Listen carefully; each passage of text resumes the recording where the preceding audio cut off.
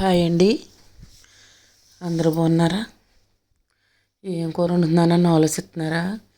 First ఆకులు అలంలో గడ్డి గసరా ఏంటిది దాకలు వేసి వేపేస్తుందని అనుకుంటున్నారు ఏంటండి బాబు? అది కాదండి. ఆకుకూరలు తినమని ఎక్కువగా చెప్తున్నారు, కానీ తినాలంటే ఇష్టం ఉండాలి కదండి. ఆకుకూరలు అంటే ఇష్టం ఉండదు. అప్పుడు ఏం చేద్దామా అని ఆలోచిస్తే ఒక కొత్తిమీర కట్ట, ఒక ఉల్లిపాయ, ఒక పచ్చిమిరకాయ మిక్సీలో వేసి కసబ్బిస దాన్ని కైమా చేసేసానండి. అది తీసుకొచ్చి కొంచెం ఆయిల్లో వేసి కొంచెం పసుపు ఉప్పు వేసి బాగా కలిపేసానండి.